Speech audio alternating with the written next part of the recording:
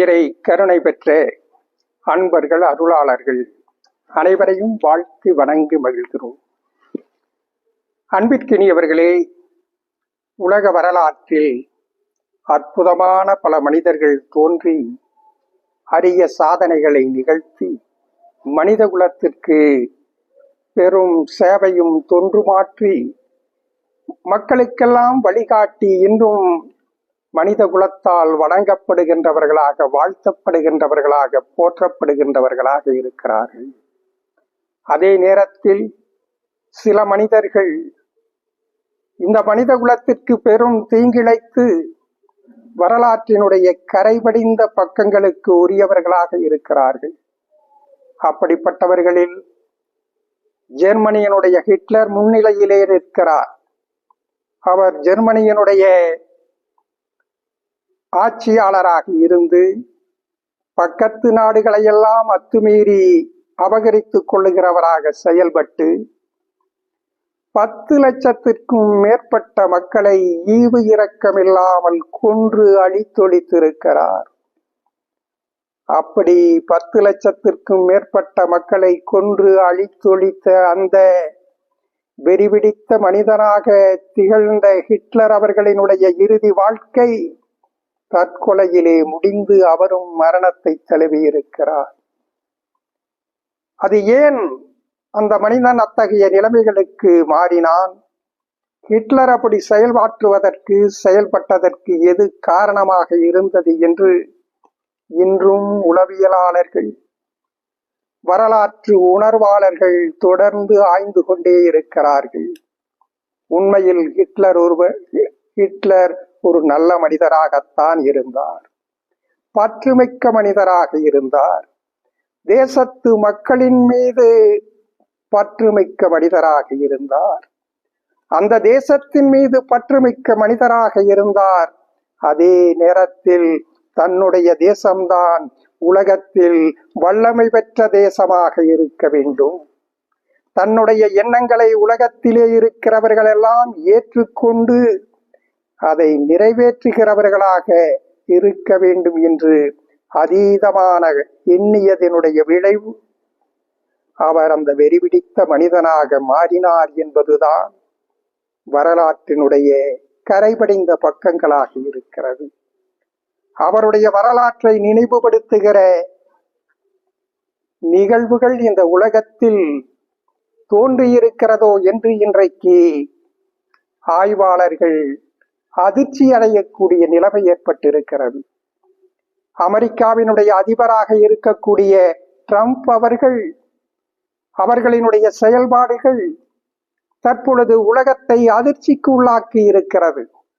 அவரும் ஒரு நல்ல மனிதராகத்தான் இருக்கிறார், பற்றுமிக்க மனிதராக இருக்கிறார், தேச மக்களின் மீது பற்றுமிக்க மனிதராக இருக்கிறார், அமெரிக்க தேசத்தின் மீது அளவற்ற பற்றுமிக்கவராக இருக்கிறார். அதனுடைய விளைவாக அவர் ஹிட்லரினுடைய பாதையிலே செயல்படுவதாக இன்றைக்கு உளவியலாளர்கள் எண்ணக்கூடிய நிலைமை ஏற்பட்டிருக்கிறது. ட்ரம்ப் அவர்கள் என்ன நினைக்கிறார்கள்? அமெரிக்காவினுடைய நலன்தான் முக்கியம், அதற்காக நான் எதை வேண்டுமானாலும் செய்வேன். அமெரிக்காவினுடைய பொருளாதாரம் உலகத்திலேயே உயர்ந்த பொருளாதாரமாக இருக்க வேண்டும். அமெரிக்க தேசம் உலகத்திலேயே உயர்ந்த நாடாக, வல்லமை பெற்ற நாடாக, இராணுவத்திலே பலம் பெற்ற நாடாக இருக்க வேண்டும். அதற்காக அமெரிக்காவினுடைய பொருளாதாரத்தை உயர்த்துவதற்கு எந்த நிலைக்கும் சென்று செயலாற்றுவேன் என்று அவர்கள் இன்றைக்கு இயங்கிக் கொண்டிருக்கிறார்கள். அதனுடைய விளைவாக தன்னுடைய தேசத்திலே உற்பத்தி செய்யப்படக்கூடிய இராணுவ தளவாடங்கள், அங்கே அமெரிக்காவிலே உற்பத்தி செய்யப்படக்கூடிய அனைத்து பொருட்களையும், மரபணு மாற்றம் செய்யப்பட்ட உணவு பொருட்களை எல்லாம் உலகத்திலே இருக்கக்கூடிய நாடுகளினுடைய தலைகளிலே கட்டி அவர்களுடைய பொருளாதாரத்தை உயர்த்தி கொள்வதற்கு அவர்கள் எந்த எல்லைக்கும் செல்லுகின்றவர்களாக செயலாற்றி கொண்டிருக்கிறார்கள். அதனால் அதீதமான மனம் படைத்த பாகிஸ்தானினுடைய இராணுவ தளபதி அவர்களை அமெரிக்காவிற்கு வரவழைத்து அவர்களுக்கு விருந்தளித்து அமெரிக்காவிலே பாகிஸ்தானினுடைய இராணுவ தளபதி அவர்கள் கொக்கரித்துக் கொண்டிருக்கிறார்கள். எங்களிடத்திலே அணு ஆயுதம் இருக்கிறது, நாங்கள் இந்த உலகத்தையே அழிக்கக்கூடியவர்களாக இருக்கிறோம், அதை செய்வதற்கு தயங்க மாட்டோம் என்று வெறிபிடித்த நாயைப் போல அவர்கள் அங்கே கொக்கரித்துக் கொண்டிருக்கிறார்கள். அதை அமெரிக்காவும் அமெரிக்காவினுடைய அதிபரும் வேடிக்கை பார்த்து கொண்டிருப்பது என்பது அவர்களினுடைய இராணுவ உற்பத்தி தளவாடங்களை எல்லாம் விற்பனை செய்வதற்கு பாகிஸ்தான் இந்திய போரை உருவாக்கி அதன் மூலம் ஆதாயம் அடைவதற்கு அவர்கள் திட்டமிட்டு சதி திட்டம் தீட்டுகிறார்களோ என்கிற நிலைமை இன்றைக்கு உலகத்திலே ஏற்பட்டிருக்கிறது. இந்த நிலைமைகள் எல்லாம் அது அவர்களுக்கு மட்டுமல்ல, உலகத்திற்கே தீங்கிழைக்கக்கூடிய ஒரு சூழலை உருவாக்கிவிடும் என்பதை அவர்கள் புரிந்து கொள்ள வேண்டும். உலகத்திலே இருக்கக்கூடிய தலைவர்கள் எல்லாம் ட்ரம்ப் அவர்கள் ஏன் இப்படி செயல்படுகிறார்கள் என்பதை ஆழ்ந்து ஆய்ந்து உணர்ந்து கொள்ள கடமைப்பட்டவர்களாக இருக்கிறார்கள்.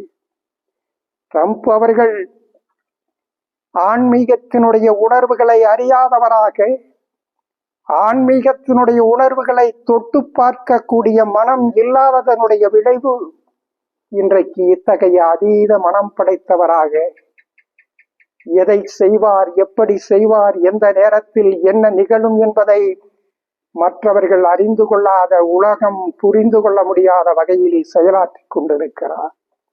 உண்மையிலேயே அமெரிக்க அதிபர் ட்ரம்ப் அவர்களும் சரி, உலகத்திலே இருக்கக்கூடிய வல்லமை பெற்ற நாடுகளினுடைய தலைவர்கள் எல்லாம் எதை பற்றி யோசிக்க வேண்டும்? எல்லோருக்கும் நாட்டுப்பற்றும் தேசப்பற்றும் இருக்க வேண்டியது அவசியம்தான். ஆனால் அதை கடந்து உலக பற்றி இருக்க வேண்டும். மனித குலத்தினுடைய மாண்புகளோடு செயல்படக்கூடிய உயர்ந்த மனம் இருக்க வேண்டும். எல்லா நாடுகளும் ஒன்றிணைந்து இணக்கமாக என்ன செய்ய வேண்டும்? நம்முடைய நாட்டினுடைய பொருளாதாரத்தை உயர்த்த வேண்டும். அதே சமயத்தில் உலகத்திலே இருக்கக்கூடிய அனைத்து நாடுகளினுடைய பொருளாதாரத்தையும் சமநிலைப்படுத்துவதற்கு என்ன செய்ய வேண்டும் என்பதை பற்றி யோசிக்க வேண்டும். அதற்கான வழிகளை காண வேண்டும். அனைத்து நாட்டு தலைவர்களையும் அழைத்து அதற்கான தீர்வுகளை எடுப்பதற்கு அமெரிக்காவினுடைய அதிபர் முயற்சி செய்வார்கள் என்று சொன்னால் அவர்கள் மனிதர்களிலே மாணிக்கமாக உயர்ந்திருப்பார். இதைத்தான் அனைத்து நாட்டு தலைவர்களும் மேற்கொள்ள வேண்டிய விஷயமாக, செயலாக முன்னிறுத்த வேண்டும். உலகத்திலே இருக்கக்கூடிய அனைத்து நாட்டு தலைவர்களும் அனைத்து நாட்டு ஆட்சியாளர்களும் அறம் சார்ந்தவர்களாக, தர்மத்திற்காக செயலாற்றுகின்றவர்களாக இருக்க வேண்டும். நம்முடைய பற்று என்பதும் நம்முடைய தேசம் கடந்து உலகத்தின் பற்றாக மாறுவதற்கு உலக தலைவர்கள் தங்களை அர்ப்பணித்துக் கொள்ள வேண்டும். மக்களையும் அதற்காக தயார்படுத்தி அழைத்து செல்ல வேண்டும். அத்தகைய சூழலை ஏற்படுத்த வேண்டும். உலகம் முழுவதும் இருக்கக்கூடிய அனைத்து நாடுகளினுடைய பொருளாதாரத்தையும் உயர்த்துவதற்கும் சமநிலைப்படுத்துவதற்கும், எந்த தேசத்திற்கும் தீங்கிழைக்காமல் பொருளாதாரத்தை பகிர்ந்து கொள்வதற்கும், அதற்காக உலக நாடுகள் எல்லாம் ஒன்றிணைந்து அதற்கான பாதையை வழிவகுக்க வேண்டும். அப்படி வழிவகுப்பதன் மூலமாக இந்த உலகத்திலே இருக்கக்கூடிய அனைத்து மக்களும் அடிப்படை வசதிகளை எல்லாம் பூர்த்தி செய்து கொண்டு அமைதியோடும் மகிழ்ச்சியோடும் பாதுகாப்போடும் வாழ்வதற்கான சூழலை உலக சமுதாயம் உருவாக்க வேண்டும். அப்படி உருவாக்க வேண்டும் என்று சொன்னால் உலகம் முழுவதும் இருக்கக்கூடிய தலைவர்கள் அறம் சார்ந்தவர்களாக, அறம் சார்ந்த அரசாட்சி செய்கின்றவர்களாக, அருளாட்சி செய்கின்றவர்களாக மலர வேண்டும். அப்படி மலருகிற பொழுது இந்த உலகம் ஒரு சொர்க்க உலகமாக மலரும். அந்த பாதையை நோக்கி இந்த உலகம் பயணிப்பதற்கு உலக தலைவர்கள் முயற்சிக்க வேண்டும். இது சாத்தியமாகுமா என்று பல கேள்விகள் எழுப்பலாம். ஆனால் மனித மனங்களிலே இதற்கான எண்ணங்கள் வலுப்பெறுகிற பொழுது இது உலகத்தில் சாத்தியமான ஒன்றுதான். இதை நிறைவேற்றுவது என்பது ஆன்மீக பாதையின் மூலமாகத்தான். அனைத்து தலைவர்களும் உலகத்தினுடைய ஆட்சியாளர்களும் ஆன்மீக உணர்வுகளை பெறுவதன் மூலமாகத்தான் இது சாத்தியமான ஒன்றாக மலரும். அந்த ஆன்மீக உணர்வுகளை அனைத்து நாட்டு தலைவர்களும் ஆட்சியாளர்களும் பெற்று இந்த உலகத்திற்கு ஒரு உயர்ந்த நிலை ஏற்படுவதற்கு அனைத்து மக்களும் பிரார்த்தனை செய்ய வேண்டும். ஆன்மீகத்திலே இருக்கக்கூடிய அனைத்து ஆன்மீக தலங்களிலே இருக்கக்கூடியவர்களும் மக்களுக்கு இதற்கான வழிகாட்டுதலை தர வேண்டும். அனைத்து மக்களும் இந்த உலகத்தில் அனைத்து மக்களும் ஒன்றாக ஒரு குடும்பமாக வாழ்வதற்கான சூழலை இறைவா ஏற்படுத்தி கொடு. இந்த உலகம் முழுவதும் ஒன்று, உலக மக்கள் அனைவரும் ஒன்று. இந்த மண்ணில் பிறந்திருக்கக்கூடிய அனைத்து மனிதர்களும் ஒரு நாள் இந்த உலகத்தை விட்டு விடைபெறப் போகிறார்கள் என்பது சத்தியமான உண்மை. இந்த பேருண்மையை நாங்கள் உணர்ந்திருக்கிறோம். இந்த பிறப்பிற்கும் இறப்பிற்கும் இடைப்பட்ட வாழ்க்கையில் அன்பும் கருணையுமாக சக மனிதர்களோடு இணக்கமாக அனைவரும் இந்த உலகத்தினுடைய வளங்களை பகிர்ந்து கொண்டு ஆனந்தமாக வாழ்வதற்கான வாய்ப்புகளை வழிகளை தோற்றுவிப்பதற்கான அறிவையும் ஞானத்தையும் இறைவா எங்களுக்கு கொடு என்று பிரார்த்திக்கக்கூடிய மனம் படைத்தவர்களாக மக்களை மாற்ற வேண்டும்.